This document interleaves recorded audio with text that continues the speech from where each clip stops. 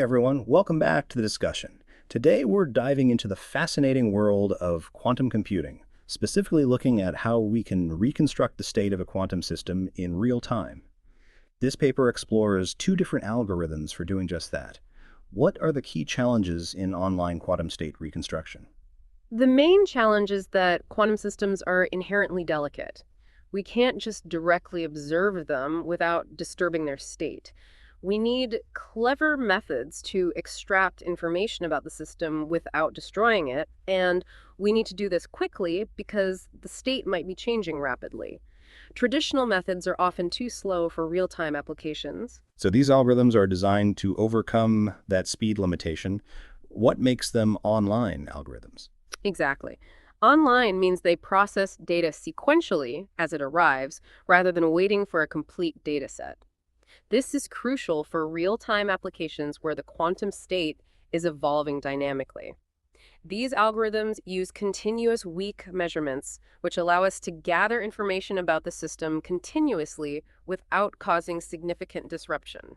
Okay, so we have two algorithms in this paper, OPG-ADMM and KF-QSE. Can you give us a quick overview of each? Sure. OPG-ADMM uses a technique called the alternating direction method of multipliers, ADMM, combined with a proximal gradient method. It's an optimization approach that breaks down a complex problem into smaller, more manageable subproblems. KF-QSE, on the other hand, uses a Kalman filter, a powerful tool for estimating the state of a dynamic system in the presence of noise. And what's the main focus of the paper comparing these two? The paper focuses on comparing the convergence rates of these algorithms. How quickly do they approach the true quantum state as they process more data? This is a critical factor for real-time applications, where speed is essential. So which one wins the speed race? Does one algorithm consistently outperform the other? It's not a simple winner-takes-all situation. The paper shows that KF-QSE initially converges faster, meaning it gets closer to the true state more quickly with fewer measurements. However, OPG-ADMM ultimately achieves higher accuracy, though it takes longer to get there. KF-QSE has an error term that limits its ultimate precision. That's interesting. So it's a trade-off between speed and accuracy. What are the practical implications of this finding for researchers working with quantum systems? The choice of algorithm depends on the specific application. If you need a quick, approximate estimate of the quantum state, KF-QSE might be preferable. But if high accuracy is paramount, even if it takes longer, then OPG-ADMM is the better choice. The paper provides a valuable framework for making this decision.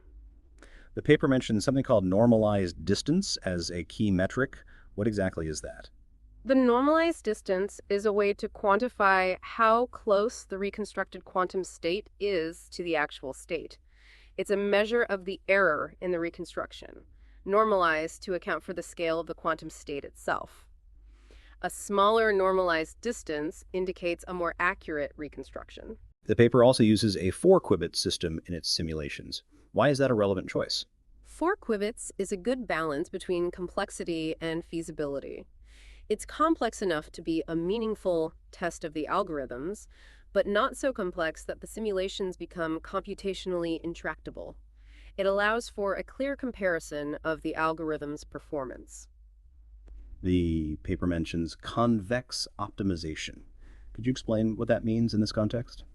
In essence, convex optimization is a mathematical framework for finding the best solution to a problem where the objective function, what we're trying to minimize or maximize, and the constraints, limitations on the solution, are convex. This means the problem has a single global minimum, making it easier to find the optimal solution. Both algorithms leverage this framework. The paper delves into some pretty technical details, like lemmas and theorems. What's the overall significance of these mathematical proofs? The mathematical proofs provide rigorous justification for the claims about the convergence rates of the algorithms. They show, mathematically, why one algorithm converges faster initially and why the other achieves higher accuracy in the long run. This is crucial for establishing the reliability and trustworthiness of the results. So the theorems essentially guarantee the algorithms will work as expected given certain conditions? Yes, under the specified conditions on the parameters of the algorithms, the theorems guarantee that the algorithms will converge to the true quantum state. The proofs provide a deep understanding of the algorithm's behavior and their limitations. What are some of the limitations of these algorithms, as highlighted in the paper or that you can foresee?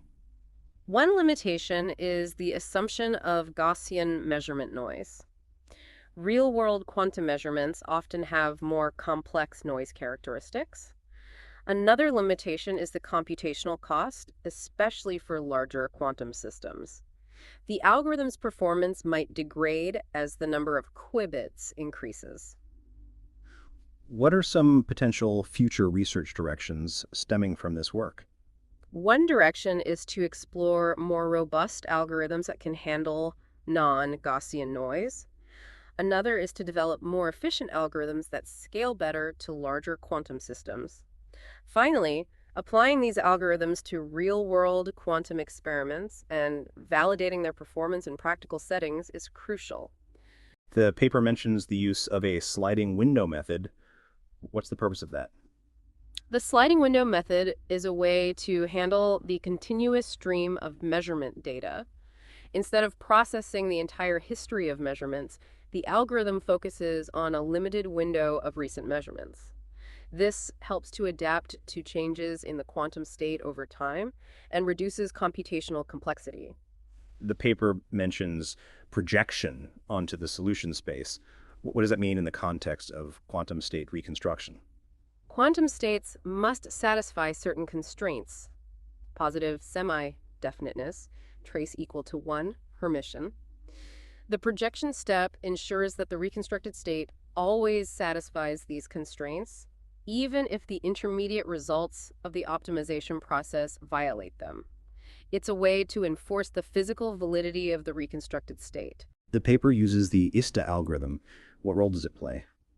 ISTA, iterative shrinkage thresholding algorithm, is an iterative method used to solve optimization problems with sparsity constraints. In this context, it helps to find the quantum state that best fits the measurement data while satisfying the physical constraints. It's a computationally efficient way to perform the projection mentioned earlier. The paper mentions regularization parameter. What's its role? The regularization parameter controls the trade-off between fitting the measurement data and enforcing smoothness or sparsity in the reconstructed state. A larger may emphasizes fitting the data, while a smaller may emphasizes smoothness or sparsity. It helps to prevent overfitting to noisy data. What are some of the key differences between the mathematical approaches used to prove the convergence rates of the two algorithms? The proofs for OPG-ADMM rely heavily on properties of the ADM algorithm and the strong convexity of the objective function. The proofs for KF-QSE utilize properties of Kalman filters and the Lipschitz continuity of the gradient of the objective function. Both proofs involve careful analysis of the iterative update rules and bounding of error terms. Looking at the simulation results, what are the key takeaways regarding the practical performance of these algorithms? The simulations confirm the theoretical findings.